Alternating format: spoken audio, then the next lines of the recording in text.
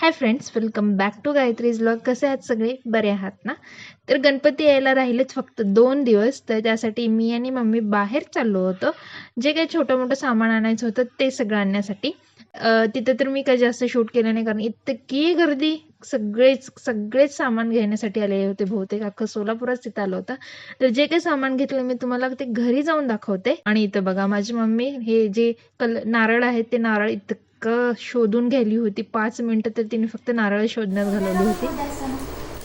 अगं ते दोन छोट्या दोन मोठ्या.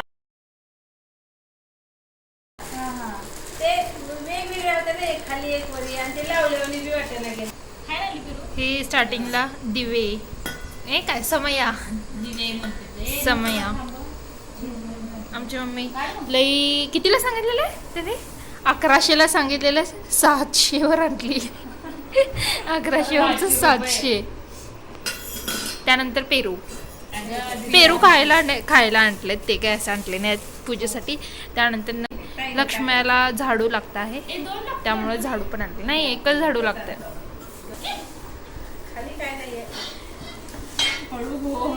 हळू मम्मीच लय हरिण हरिण चालू होतं. तिला हरिण लय आवडले होते.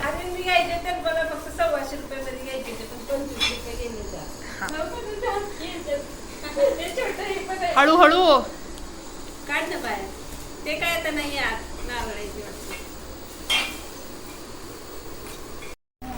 त्यानंतर हे जे हत्ती घेतलेत ब्लॅक कलरची. अजून एक ते 2 बायका दिवे घेऊन उभारलेले दाखवायचं.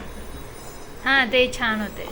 त्यानंतर ना हे जे ते गाय आणि वासरू, हे पण 2 आहेत ना? सगळे 2. या वर्षी म्हणजे फुलाचा बाजार करून हे 2. आणि त्यानंतर हे हरिण, जे की मम्मीला आवडले होते. आणि हे हरिण मम्मीला घ्यायचेच होते. मला हत्ती 25 रुपयासाठी मला पण हत्तीच आवडलेत. हत्ती छान आहे, कलर पण छान आहे. असं हरिण जड आहे. हा, जड आहेत. पुढचे दाखव. हा, ते सांगायला सांगतात. हा, एक नारळ भेटायला वेळ लागला.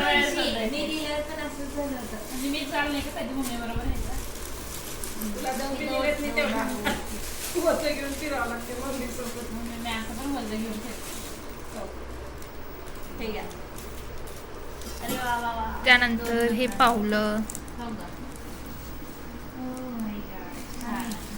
या नता पण लागतात. आणि हे जे आहे ते डोळे आणि कान, नाक डोळे, हा नाक डोळे कान म्हणायले. आणि हे आहेत ते म्हणजे मंगळसूत्र त्यांचे. आहे ते मुकुट गणपतीला. अजून गणपती बुक केला नाही, बाकी सगळं सामान आणलंय.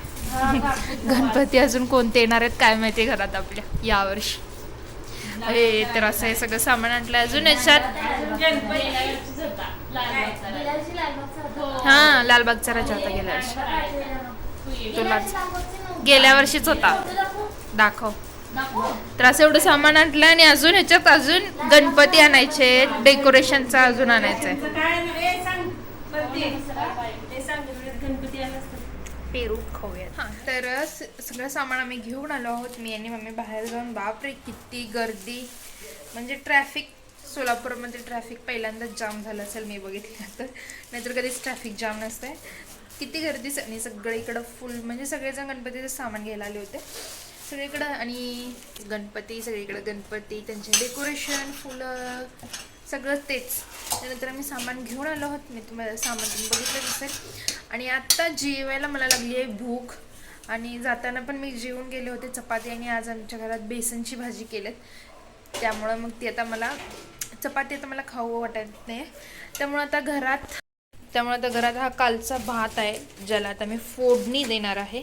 आणि हा भात फोडणी देऊन खाणार आहे, कारण की आता मला भूक लागली आहे. थोडा जर मी खाईनच, उरलेला कोण खाईल माहीत नाही. प्रतीक्षा खाल्ली, तिला भूक लागली असेल तर. नाहीतर हर्ष येणारच आहे, हर्ष खाल्ला तर खाल्ला. भात फोडणी टाकत आणि खाऊयात. आणि प्रत्येक साधन सामान जे काल एकात थोडंच राहिलं होतं भरायचं ते भरायची. झालं आहे माझं भात करून खाऊयात. आणि मला नाही वाटत आहे की इतक्या भातावरती माझं पोट भरेल. त्यामुळे दूध चपाती पण मी खायचं असं म्हणते, पण बघूयात. आधी भात खाते, त्यानंतर ना बघू भूक लागली अजून. जर मला भूक असेल तर मग दूध आणि चपाती पण खाणार आहे. खाऊन मग भेटू.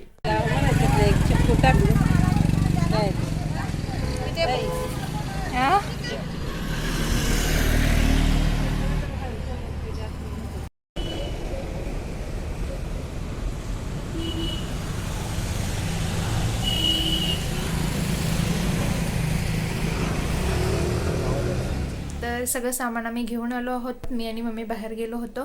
त्याच्यानंतर त्याच्यात नारळ होते. ते नारळ ह्याच्यासाठी की आमच्या घरी लक्ष्मी आहेत, पण ते कलश आहेत. म्हणजे आम्ही कलश पूजन करतो. ते जे मोठ्या उभ्या लक्ष्मी असतात ते आमच्यात नाही आहेत. कलश पूजन आहे, आम्ही कलश पूजन करतो.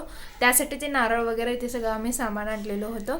कलश पूजन करताना पण आम्ही सगळं तेच करतो जे लक्ष्म्यांना करत असतात. म्हणजे मोठ्या लक्ष्मी असतात ते ना कसं ते आत वगैरे घेत असतात, त्यानंतर पूजा करायचं, ते सगळं आम्ही तसंच करतो. फक्त लक्ष्म्या नाही आहेत, म्हणजेच कलश पूजन करतो.